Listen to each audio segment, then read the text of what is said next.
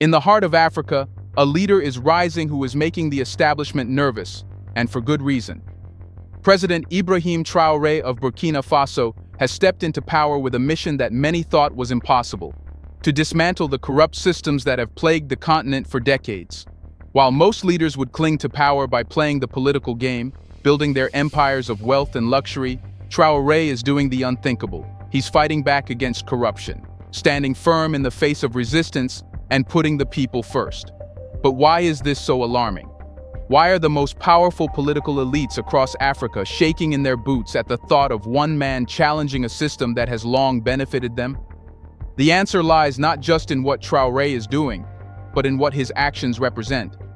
His leadership has sparked a movement, one that has the potential to shake the very foundation of Africa's political landscape.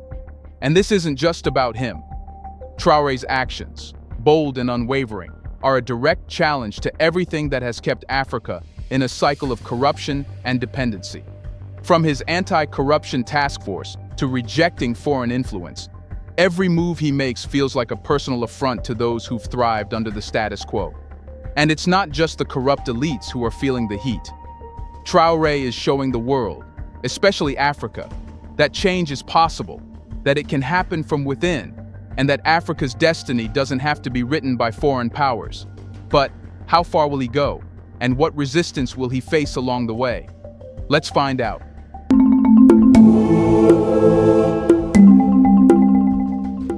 What's the first thing that corrupt leaders fear? Exposure. The exposure of their crooked dealings, their greed, and their abuse of power. The kind of exposure that can dismantle the very empires they've built through years of exploitation. This is exactly what Ibrahim Traoré is bringing to the table, and it's making some of Africa's most entrenched elites very, very uncomfortable. Traoré's decision to form an anti-corruption task force under his direct leadership was a bold move, one that immediately put him on a collision course with the powerful networks that have thrived on the spoils of corruption for decades. The task force's mission? Simple, but revolutionary: to target fraud, expose misuse of state funds, and challenge political corruption at every level. Unlike the endless waves of political promises that have come and gone over the years, Traoré's initiative is the real deal, a genuine attempt to break the chains of corruption that have long held African nations back. What sets Traoré apart is the very design of this task force. It isn't focused solely on catching low-level criminals or targeting individuals who have pilfered small sums. No, this task force is aimed at the very top. Those who have built vast fortunes off government contracts, foreign aid, and mismanagement of public funds. These are the same individuals who have made corruption their business model, using their positions of power to siphon money from the public purse and enrich themselves, their families, and their allies. The timing of Traoré's anti-corruption campaign couldn't be more significant. Across Africa, corruption has become so ingrained in the political system that it's almost seen as a rite of passage for those who hold power. From shady contracts to state-owned enterprises being used as personal cash cows, the public sector in many African countries has become little more than a playground for the wealthy elite. The result? A continent rich in resources but poor in development, where the masses remain trapped in poverty while those in power live in opulence. But Ibrahim Traoré has made it clear: those days are over. His task force is targeting everything from inflated government contracts to the covert transfer of state assets into the hands of the politically connected. Traoré has essentially given the corrupt elites a stark choice: step aside and allow the people to take back what's rightfully theirs, or risk exposure and the collapse of your empire. For those who have spent decades cultivating their wealth by exploiting the system, this is an existential threat, and they know it. The impact of this task force extends beyond just Burkina Faso. As Traoré's campaign against corruption takes hold, it sends a powerful message to other African leaders who have maintained their grip on power through the same corrupt practices. The elite across the continent, who have grown accustomed to running governments like their own personal fiefdoms, are now being forced to confront the reality that their cozy arrangements are being threatened by a new kind of leadership, one that prioritizes the public good over private enrichment. Here's a reminder to please like and share the video and subscribe to our channel to watch more videos on Black culture, history, civilization, and identity. Let's continue now. Of course, the backlash from the elites was inevitable. Corrupt leaders, whether in Burkina Faso or beyond, are not ones to give up their power quietly.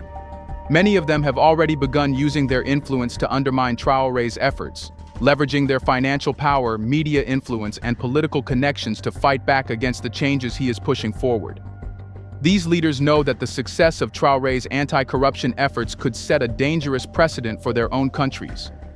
After all, if Traoré can succeed in cleaning up Burkina Faso, what's to stop others from following suit? One of the most striking aspects of the anti-corruption task force is its complete independence. This is not another toothless government agency that operates under the shadow of political interference. Traoré's task force is designed to function without compromise, directly reporting to the president himself. This level of direct oversight ensures that it can act swiftly, without the usual bureaucratic hurdles or political pressure that often hinder such initiatives in other countries. Moreover, the task force's mandate is as wide-ranging as it is ambitious.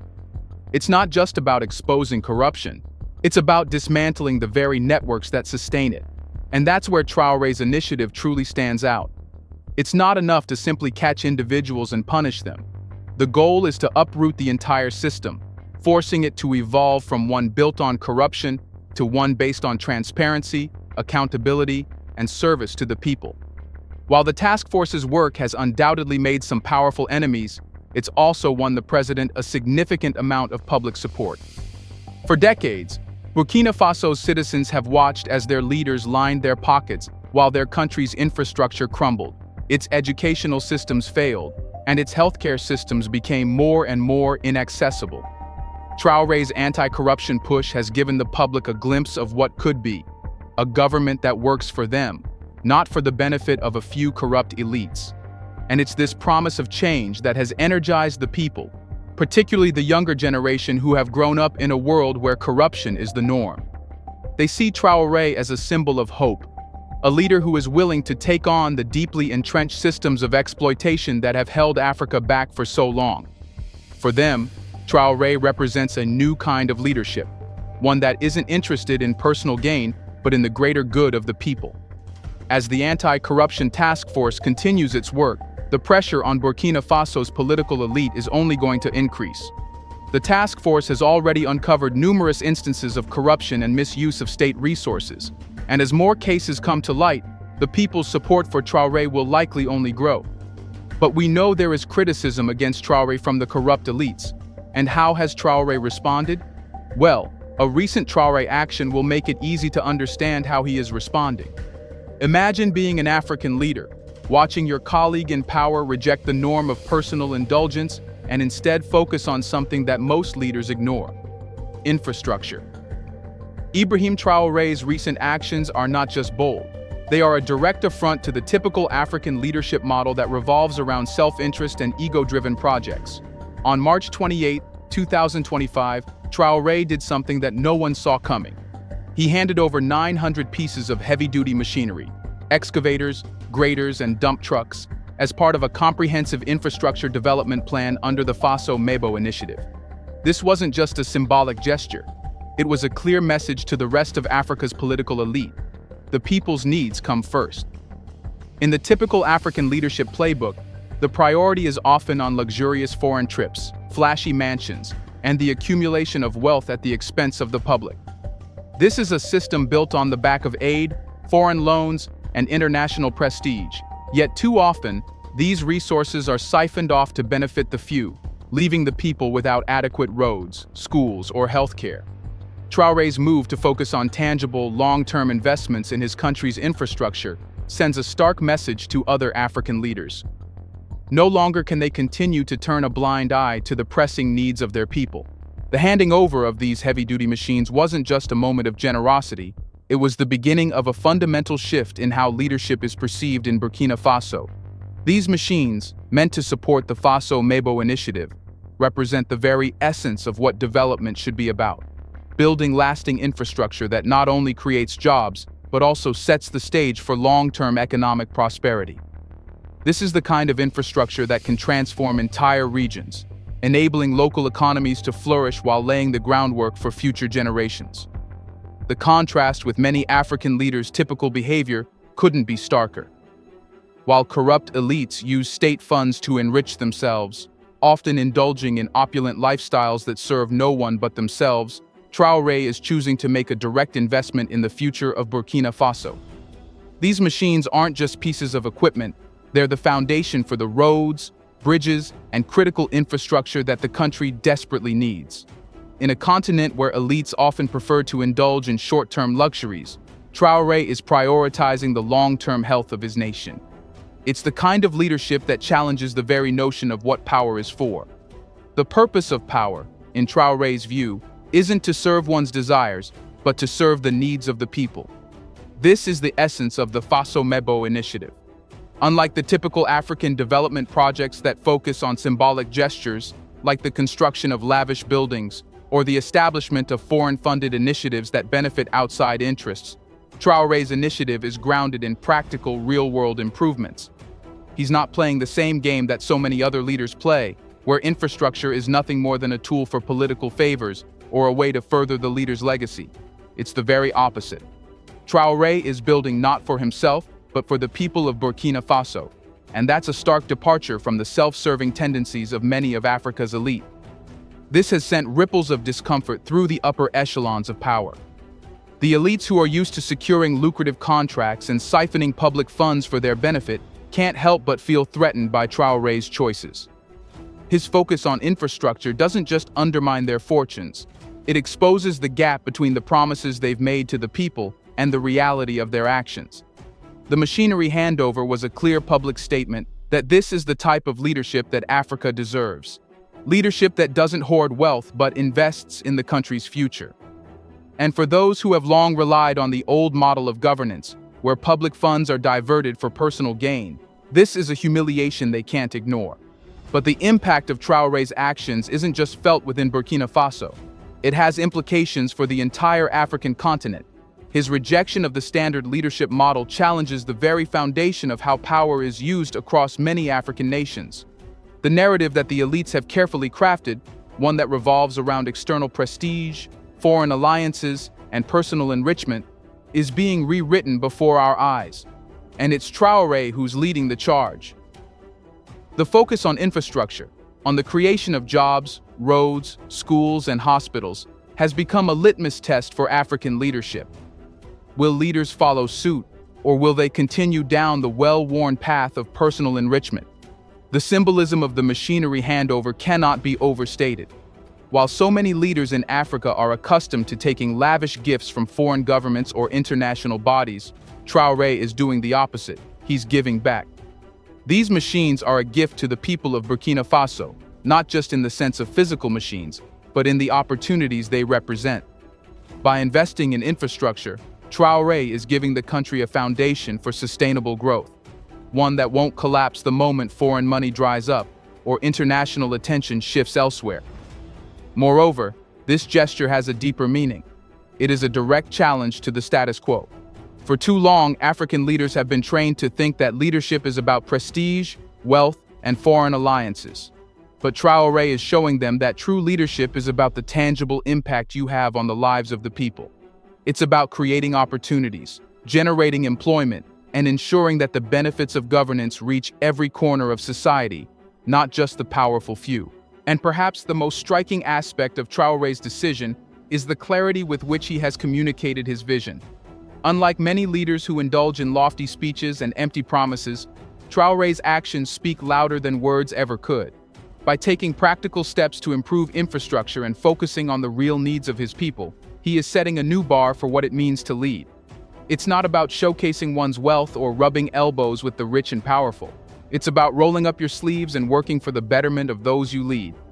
As the machinery begins to transform the landscape of Burkina Faso, the question becomes, will the rest of Africa take note, or will they continue with the same tired narrative of self-interest and corruption? Traoré's move has set a powerful example. And in a continent that has long been defined by the failures of its leaders, it's a beacon of hope that change is possible. In an era where African leaders often revel in the luxuries that come with power, it is refreshing, almost revolutionary, to witness a leader who doesn't conform to this image.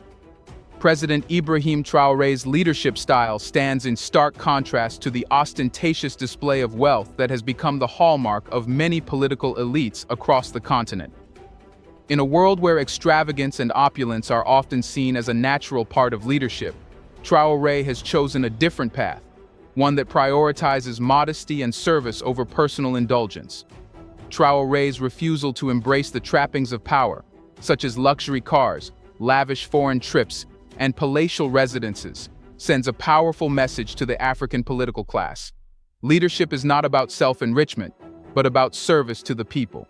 His modest salary and lifestyle are a direct challenge to the widely accepted norms of African leadership, where a leader's worth is often measured by their wealth and their ability to indulge in excess. By living a life of restraint, Traoré is offering a stark contrast to the corrupt leaders who exploit their positions for personal gain, showcasing an entirely different model of leadership, one that prioritizes responsibility over luxury. The symbolism of Traoré's choices cannot be overlooked. It's not just that he doesn't seek to amass wealth for himself, it's that he actively rejects the very culture of excess that has long defined African leadership. In countries where leaders often build sprawling mansions, acquire fleets of expensive vehicles, and indulge in foreign vacations at the expense of the public, Traoré's modesty becomes a powerful act of defiance. He is rejecting a culture that has normalized inequality and corruption, and instead opting for a path that aligns more with the values of his people, values that place the collective good above personal opulence. But Traoré's rejection of luxury isn't just a personal choice, it's a public statement. His leadership style is rooted in the idea that political office should be about representing the people, not exploiting them for personal gain. In rejecting the symbols of wealth, Traoré is making it clear that leadership is about more than just the perks it brings. It's about the responsibility to serve and to improve the lives of those who entrusted you with power. This stands in stark contrast to the majority of African leaders, who often use their position to acquire material wealth, elevate their social status, and build dynastic legacies. For them, leadership has become a means to an end, a way to build personal empires rather than to improve the lives of their citizens. One of the most striking examples of Traoré's rejection of luxury came when he turned down an offer from Saudi Arabia to build 200 mosques in Burkina Faso. This offer, while seemingly generous, was a symbolic gesture, a move that many leaders would have gladly accepted to cement political ties and win favor with foreign powers. But Traoré, in a bold act of sovereignty, refused the offer, citing that the country needed schools, hospitals, and businesses, not more religious symbols. In rejecting the offer, Traoré sent a message to both the domestic and international communities. His priorities lie with the people, not with political posturing or symbolic gestures that offer little tangible benefit to his country.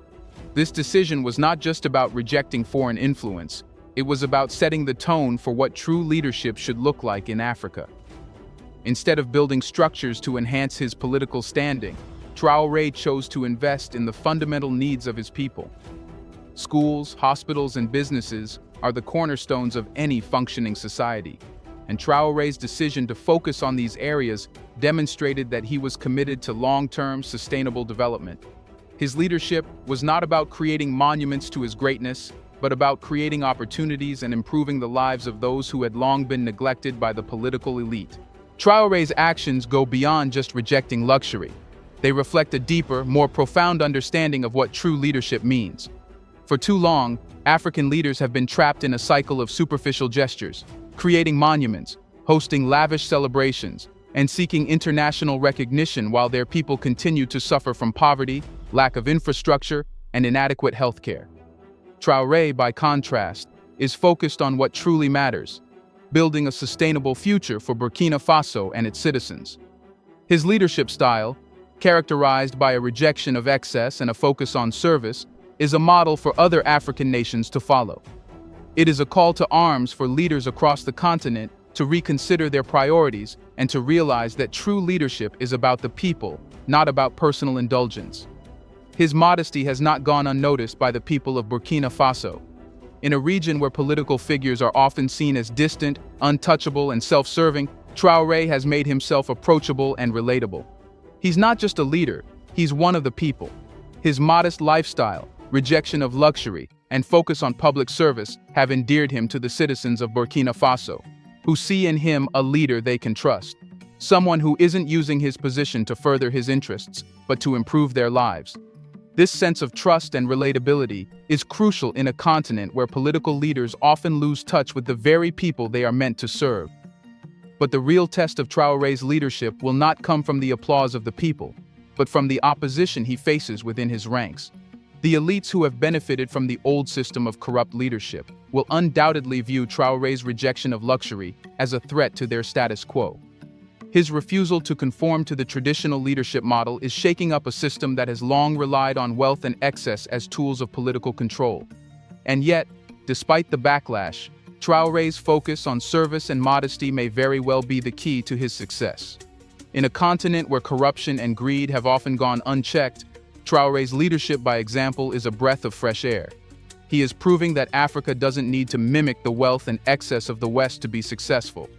Instead, he's showing that real leadership, one that values integrity, accountability, and public service over personal luxury, can indeed transform a nation. If Traoré's example catches on, it could inspire a wave of change, not just in Burkina Faso, but across the African continent. And in a world dominated by political elites who thrive on luxury and excess, that would be the true revolution. Do you think Traoré will change the whole of Africa? Will corruption finally end? Let us know in the comment section. Is Traoré under threat for trying to change Africa? Do you want to watch more videos like this one? If so, subscribe to our channel and press the bell icon next to it. We have decided to bring videos on something nobody talks about: the Black culture, civilization, history, and evidence about how glorious Blacks have been. Thanks for watching, and until the next video, stay tuned.